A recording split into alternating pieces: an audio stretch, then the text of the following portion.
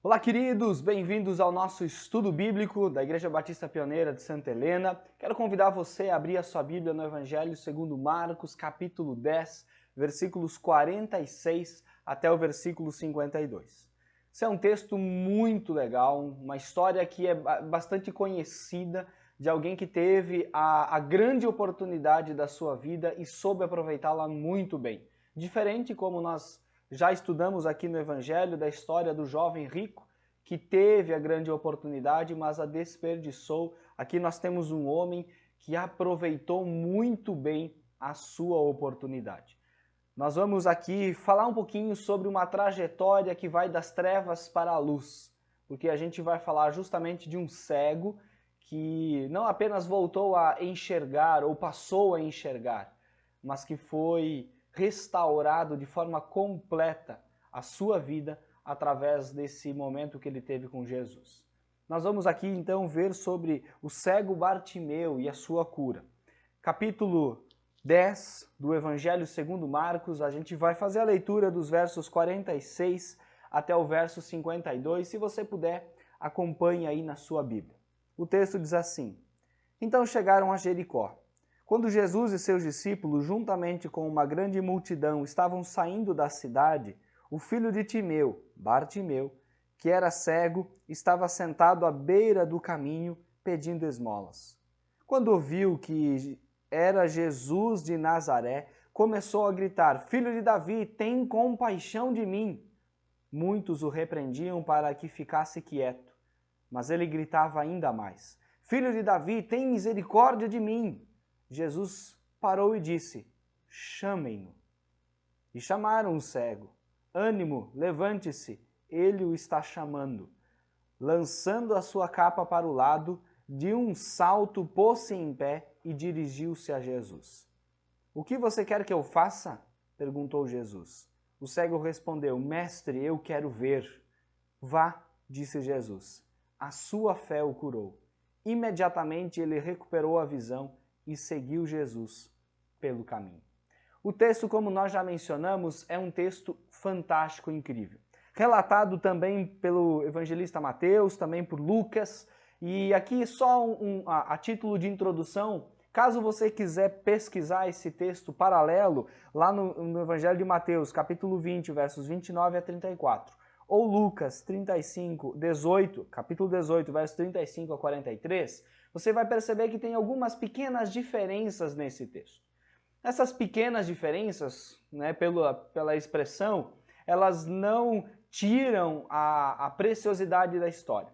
Mas vamos entender primeiro isso. A cura de Bartimeu está registrada, então, nos 3 evangelhos sinóticos, que são Mateus, Marcos e Lucas, que são evangelhos que têm semelhanças. O evangelho de João ele é bem diferente nos seus relatos, trazendo algumas questões de relatos das histórias de Jesus um pouquinho diferentes, e Mateus, Marcos e Lucas são bem parecidos. Mateus ele vai então falar de 2 cegos, e não apenas de um. E Lucas fala que Jesus estava entrando em Jericó e não saindo de Jericó, como nos informa Marcos. Como é que a gente vai então entender essas aparentes contradições? Vamos entender que primeiro nem Marcos e nem Lucas afirmam que havia apenas um cego. Eles vão falar de Bartimeu, mas não vão dizer que ele estava sozinho, que era o único. Eles destacam então que Bartimeu era o mais conhecido e aquele que se destacava por causa do seu clamor. Não há então nenhuma contradição nesses relatos, porque nem Marcos e nem Lucas vão contar que Jesus restaurou a visão somente de um cego. Vão dizer falando de Bartimeu, mas talvez o texto nos dá essa margem, pelo que diz no Evangelho de Mateus, aliás, que havia mais de um cego.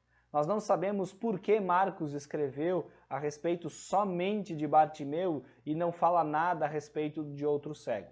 Mas como já dissemos, essa é uma questão pequena que não interfere no entendimento do texto. Outra coisa interessante para nós entendermos é que parece que um texto diz que Jesus estava saindo de Jericó, outro texto diz que Jesus estava entrando em Jericó. Como assim? Nós temos que entender que no século I haviam 2 cidades chamadas Jericó. E elas estavam quase que interligadas, estavam próximas, a velha Jericó e a nova Jericó. A nova era uma cidade bonita, construída por Herodes, logo ao sul da cidade velha. Então havia ali quase que uma ligação, as cidades eram muito próximas. A antiga estava em ruínas, mas Herodes o Grande, ele levantou essa nova Jericó, onde ficava o seu palácio de inverno. Era uma bela cidade ornada por palmeiras, por jardins floridos. Havia ali teatro, anfiteatro, residências e piscinas até mesmo para banhos. Aparentemente, o milagre aconteceu na divisa entre as duas cidades, entre a nova e a velha, enquanto Jesus saía de uma e se dirigia e entrava na outra cidade. Também é interessante que aqui era a última oportunidade. Se você olhar para o capítulo 11, o capítulo 11 já vai trazer o relato da entrada triunfal de Jesus em Jerusalém. Portanto, nós já sabemos que Jesus está se dirigindo, rumando a Jerusalém. A semana da Páscoa está chegando e aqui era a última oportunidade para alguém que estava vivendo em alguma situação de desespero, que é o caso do nosso cego chamado aqui Bartimeu, e nós já vamos entender melhor sobre ele. A cidade de Jericó, ela era conhecida por ser um posto de fronteira e de alfândega. Isso está no relato de Lucas, capítulo 19, versos 1 e 2. Era também a última oportunidade de abastecimento para que as pessoas pudessem ter provisões necessárias até elas poderem chegar em Jerusalém. É interessante que ali as pessoas também se juntavam em grupos pequenos e organizavam pequenas caravanas, grupos de viagem para irem até Jerusalém. Assim eles ficavam protegidos contra salteadores. E nós temos a história do bom samaritano, que é contada, uma parábola que é contada por Jesus em outro texto, onde Jesus fala de um homem que estava descendo de Jerusalém até Jericó. E sim, a descida, ela tinha aí algo no sentido de mais ou menos 1.000 metros de diferença geográfica. Jerusalém ficava mais ou menos quase que 1.000 metros acima de Jericó. Então Jericó era uma cidade que tinha, além da distância, cerca de 25 quilômetros até Jerusalém. Boa parte desse trecho era praticamente subida, apenas subida. Então Jericó era como se fosse um último oásis ali no Vale do Jordão, para o último trecho desses aí aproximadamente 25 quilômetros até Jerusalém. Então todo o trecho desértico e acidentado da Judéia até então chegar à cidade onde ficava o templo, Jerusalém. Jesus, como o texto já nos diz, estava indo para Jerusalém, marchando para o Calvário. Naquela mesma semana, Jesus ia ser preso, julgado, condenado e pregado na cruz.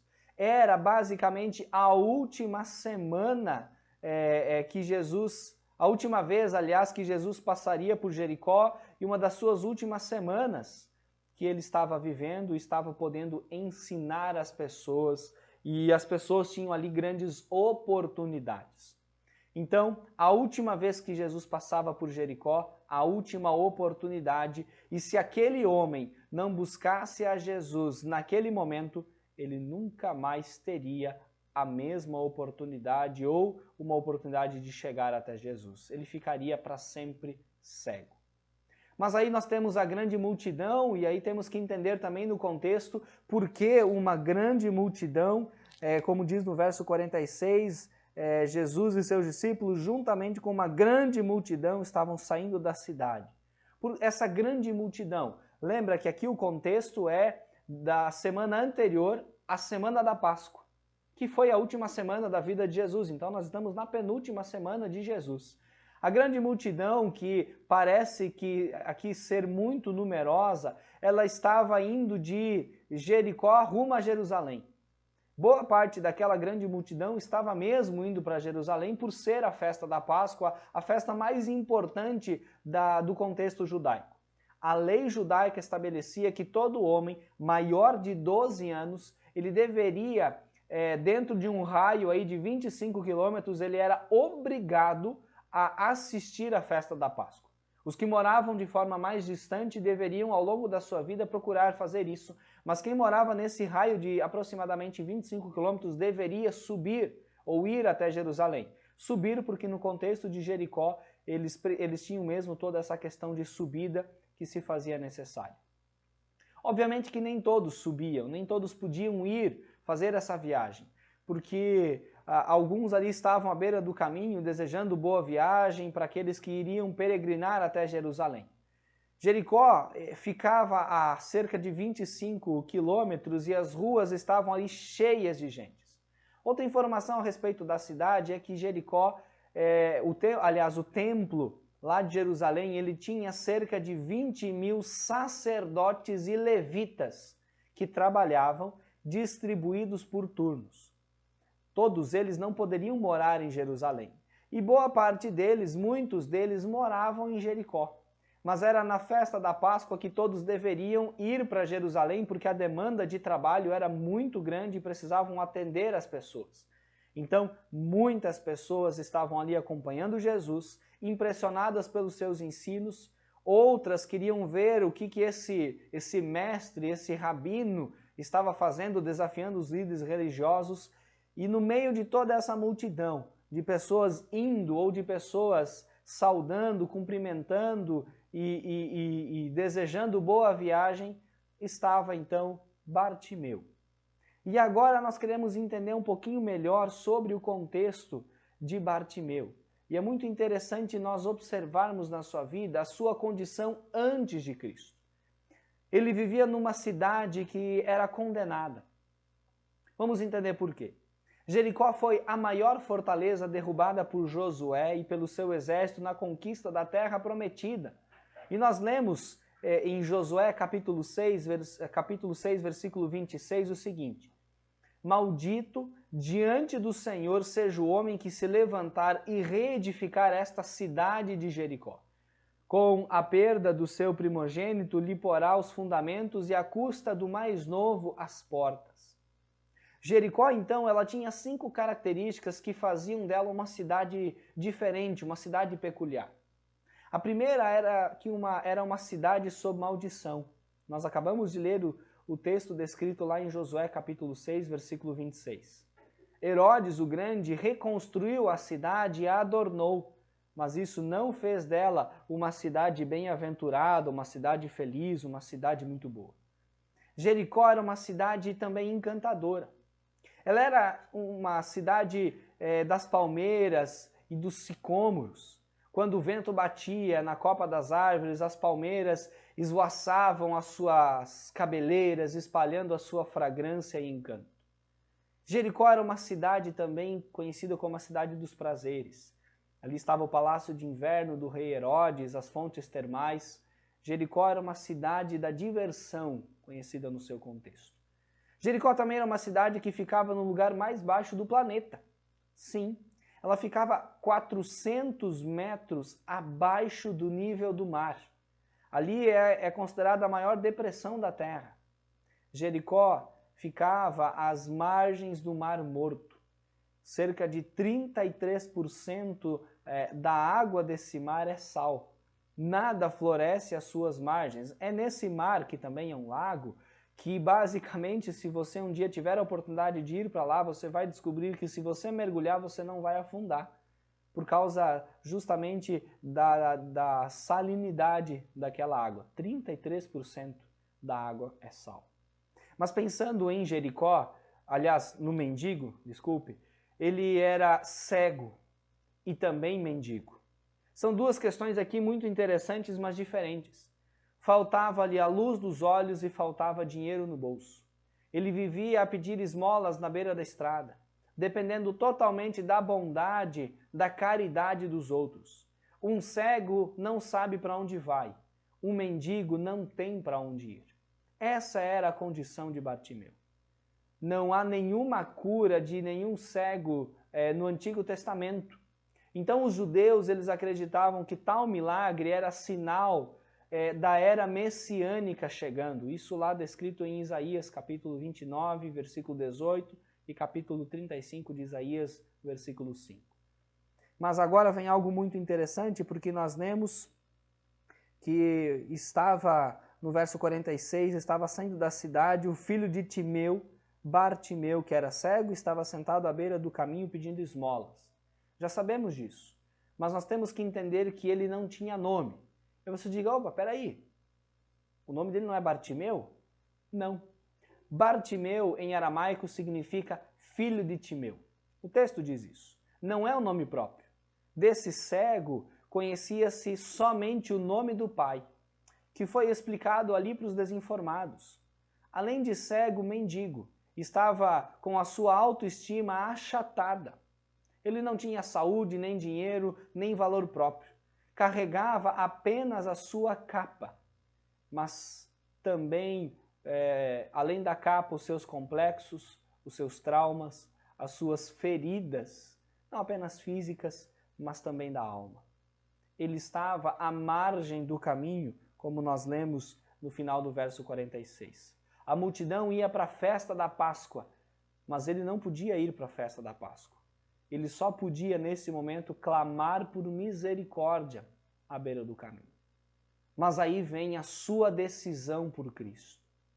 E nosso amigo Bartimeu, que você já entendeu o contexto do nome, ele primeiro buscou a Jesus na hora certa. Olha o 47. Quando ouviu que era Jesus de Nazaré, começou a gritar, Jesus, filho de Davi, tem misericórdia de mim. Aquela era a última vez que Jesus passaria por Jericó. A última oportunidade daquele homem. E não há nada mais perigoso do que desperdiçar uma oportunidade. Lembre disso. Não há nada mais perigoso do que desperdiçar uma oportunidade. Bartimeu buscou a pessoa certa. Bartimeu enxergou muito mais do que os sacerdotes e os fariseus. Eles tinham olhos, mas não tinham discernimento. Bartimeu chamou Jesus de filho de Davi, que era o título messiânico de Jesus. Quando alguém fosse chamado de filho de Davi, é porque esse era o Messias. Jesus é chamado de filho de Davi somente aqui no Evangelho de Marcos. O fato dele chamar Jesus de filho de Davi revela que Bartimeu, havia reconhecido Jesus como Messias, enquanto que muitos, inclusive muitos que enxergavam, que haviam testemunhado os milagres de Jesus, estavam cegos a respeito da identidade de Jesus. Bartimeu também chamou Jesus de mestre na sequência do texto. A palavra Rabone também é traduzida por Senhor. A única pessoa nos evangelhos que usou essa palavra foi Maria, lá no Evangelho de João, capítulo 20, verso 16. Bartimeu tinha usado 2 vezes o título messiânico de Jesus, mas a expressão Rabone, que significa Senhor, era uma expressão de fé pessoal. Ele compreendia que Jesus tinha o poder e a autoridade para curá-lo. Foi o último milagre de cura registrado aqui por Marcos neste evangelho. E aqui Jesus demonstra o seu amor, a sua misericórdia e a sua graça. Que grande oportunidade estava sendo vivida por Bartimeu. Mas Bartimeu também buscou a Jesus com perseverança. Porque o verso 48 diz, muitos o repreendiam para que ficasse quieto, mas ele gritava ainda mais, filho de Davi, tem misericórdia de mim. Não vou gritar aqui nesse momento, mas nós podemos imaginá-lo a plenos pulmões, gritando e de uma forma muito forte, dizendo, Jesus, filho de Davi, tem misericórdia de mim. Ele revelou aqui persistência. Ninguém pôde naquele momento deter o seu clamor de ser levado até Jesus. Ele estava determinado a dialogar com o único que poderia ajudá-lo. O desejo dele era de estar com Cristo. E isso veio de uma vontade determinada, mas também desesperada. A multidão tentou abafar sua voz, mas ele clamava ainda mais alto, Filho de Davi, tem compaixão de mim.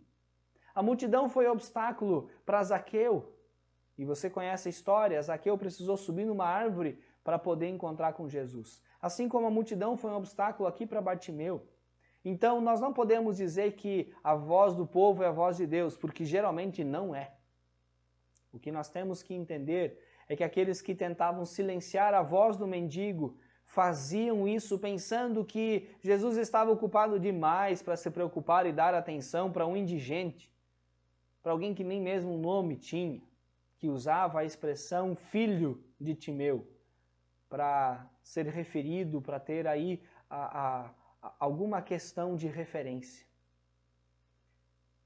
Algumas razões que nós temos que entender que levaram as pessoas a tentar calar a voz de Bartimeu. As pessoas estavam com pressa tentando chegar a Jerusalém. As pessoas também concluíram que aqueles gritos não condiziam com a dignidade de Cristo. E também estavam prontas para ouvirem uma proclamação, não estavam, aliás, prontas para ouvirem uma proclamação pública de Cristo como filho de Davi. Porque isso era revelar que Jesus era o Messias. Eles sabiam que os líderes religiosos não gostariam nem um pouco de saberem que estava vindo para Jerusalém alguém reconhecido como o Messias. Mas Bartimeu não se intimidou e nem desistiu de clamar pelo nome de Jesus diante da multidão. Ele tinha pressa e determinação. Ele sabia da sua necessidade, sabia que Jesus era o único que poderia libertá-lo da cegueira e também dos seus pecados. Bartimeu buscou Jesus com humildade. Bartimeu sabe que não merece favor algum e ele está apelando nesse momento aqui, não apenas para a misericórdia de Deus, mas ele está apenas dizendo, Senhor, tenha misericórdia.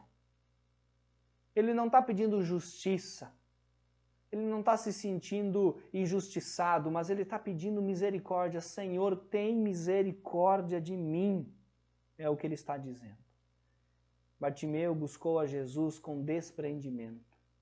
Veja como é interessante no versículo 50, quando Jesus diz para ele, o que você quer que eu faça? Então ele responde, mestre, eu quero ver. Logo que Jesus mandou chamá-lo, ele lançou de si a sua capa.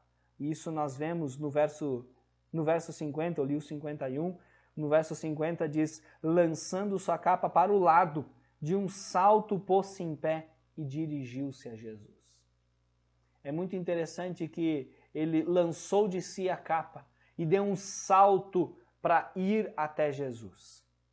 Há muitos que escutam um chamado de Jesus, mas dizem, espera eu terminar o que eu estou fazendo, ou já vou, deixa eu primeiro fazer outra coisa, mas Bartimeu demonstrou pressa. Bartimeu ele se desfez da única coisa preciosa que possuía, a sua capa. A sua capa era a sua roupa, era a sua proteção, era a sua cama. Mas o encontro com Cristo era a coisa mais importante da sua vida, ele estava pronto a abrir mão da sua capa, a única coisa que ele tinha para encontrar-se com Jesus.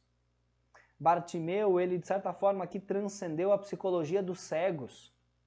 Ele levantou-se de um salto para ir a Jesus. Os cegos, eles não pulam, os cegos, eles apalpam. Fé é um salto no escuro. Fé é confiança em algo que está por vir e que está por acontecer.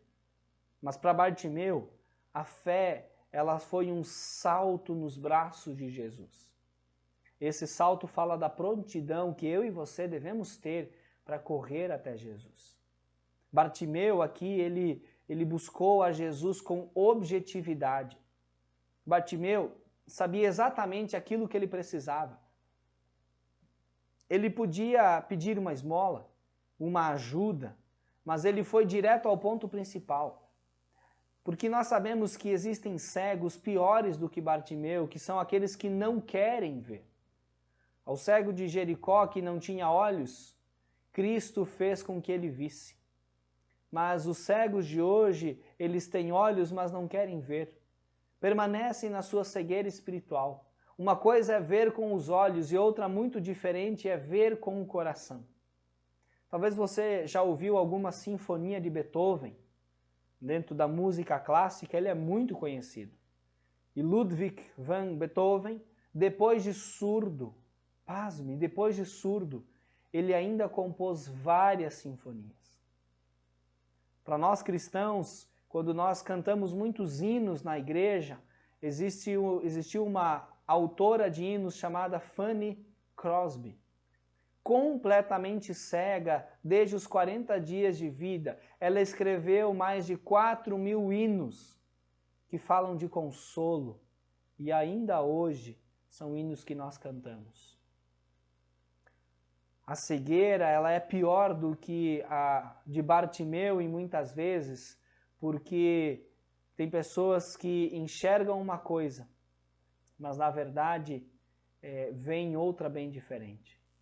Eva viu exatamente o que não poderia ver, o que não deveria ver. Ela viu aquilo que agradava a sua vista e o seu paladar. Mas também há o tipo de cegueira que pior do que a de Bartimeu, que é daqueles que enxergam a cegueira dos outros e não a própria. São aqueles cegos capazes de descobrir um pequeno cisco no olho do vizinho, mas não percebem a trave atravessada nos próprios olhos. São aqueles que investigam pequeninas falhas nos outros, mas esquecem de ver os seus grandes defeitos, os seus grandes pecados. Mas ainda também existe aquele tipo de cegueira pior do que a do pobre mendigo de Jericó. É a cegueira daqueles que não permitem que os outros vejam. Os acompanhantes de Cristo naquela caminhada eram mais cegos do que aquele cego, porque eles impediam que chegasse até Jesus o clamor e os gritos de angústia dele. Estavam ali burocratizando a misericórdia divina. Estavam impedindo aquele cego de revelar que Jesus era o Messias. É a cegueira daqueles que não permitem nenhum tipo de felicidade nos outros. Mas ainda, no verso 52, para terminar esse texto tão precioso, nós vemos a sua nova vida em Cristo. Bartimeu foi salvo por Jesus. Vá, disse Jesus no verso 52. A sua fé o curou. Imediatamente ele recuperou a visão e seguiu Jesus pelo caminho. O texto é incrível porque naquele momento aquela era uma caminhada decisiva para Jesus. Ele tinha pressa, tinha determinação, mas o clamor daquele cego, daquele mendigo o fez parar. Nesse mundo em que tudo se move, o Filho de Deus, o Filho de Davi, Jesus Cristo, parou para ouvir o clamor de uma única pessoa. Bartimeu creu, não por causa da clareza da sua visão, mas como uma resposta ao que ele ouviu. Jesus diagnosticou uma doença mais grave, mais urgente do que a cegueira. Não apenas os seus olhos estavam em trevas, mas também a sua alma. Ele foi buscar a cura para os seus olhos e encontrou a salvação para a sua alma. Há um autor cristão chamado John Charles Riley que diz que Bartimeu era cego no corpo, mas não em sua alma.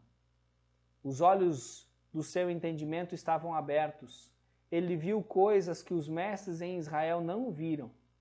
Ele viu que Jesus era o Messias esperado, o Todo-Poderoso. Bartimeu foi curado por Cristo. Jesus não apenas perdoa os pecados, mas ele salva a alma. Ele também cura e redime o seu corpo. Bartimeu teve os seus olhos abertos, ele saiu de uma cegueira completa para uma visão completa. A cura foi total, imediata e definitiva através da palavra de Jesus. Jesus disse, vá, a sua fé o curou. E o texto do verso 52 diz que imediatamente ele recuperou a visão. Bartimeu foi guiado por Cristo. Bartimeu seguia Jesus estrada fora, porque o final do verso 52 diz que ele seguiu Jesus pelo caminho. E é muito interessante nós entendermos que Bartimeu seguiu a Jesus para Jerusalém, a cidade onde Jesus chorou, a cidade onde Jesus suou sangue, foi preso, sentenciado, condenado e pregado na cruz. Ele seguiu não o caminho da glória, não o caminho egoísta da sua vida, mas o caminho da cruz. Bartimeu, ele trilhou aqui o caminho do discipulado, ele seguiu Jesus. Jesus, ele passou por Jericó. E para nós finalizarmos, nós temos que lembrar que Jesus, ele está passando também pela nossa vida hoje, cruzando as avenidas da nossa existência, e nós temos duas opções: chamar pelo seu nome, ou perder a grande oportunidade que nós temos. Porque nós não sabemos quando será a última oportunidade. Portanto, devemos aproveitá-la muito bem. Jesus vai passar. Qual é a sua decisão? Segui-lo ou deixá-lo passar? Que você tome uma decisão, mas que olhando para toda essa história, nós possamos ver o amor de Jesus e a visão de um cego, que antes de ser restaurado, ele viu com o coração quem era aquele que estava passando por ali. E nós possamos reconhecer Jesus em todos os momentos das nossas vidas e perceber a sua bondade, graça e misericórdia. Que Deus abençoe a sua vida. Eu quero orar também por você nesse tempo. Senhor Deus, muito obrigado, porque essa história é tão incrível. É uma história linda de alguém que era cego, alguém que estava pedindo esmolas, mas alguém que, a partir de um momento de encontro com Jesus, não apenas passou a ver, mas passou principalmente a ser alguém restaurado de forma completa. Não somente a sua visão, mas a sua vida. Ele recebeu vida nova. Ó Deus, muito obrigado porque nós temos essa oportunidade. E a nossa oração hoje é pedindo que o Senhor não nos deixe perder as oportunidades de chamar a Jesus, de clamar a Jesus e de buscar a Jesus em todos os dias das nossas vidas. Portanto, Senhor, muito obrigado, mas que o Senhor nos dê oportunidades, mas não nos permita que nós percamos essas oportunidades. Assim nós oramos, em nome de Jesus. Amém e amém. Queridos, que Deus abençoe muito a sua vida. E lembrando, no domingo, nosso culto às 19h30, com transmissão também pelo canal do YouTube. Mas se você pudesse fazer presente, saiba que isso é muito melhor e aproveitemos as oportunidades para prestar culto ao Senhor e que Ele continue conduzindo as nossas vidas. Um forte abraço e que possamos seguir na graça, na dependência e na misericórdia do Senhor.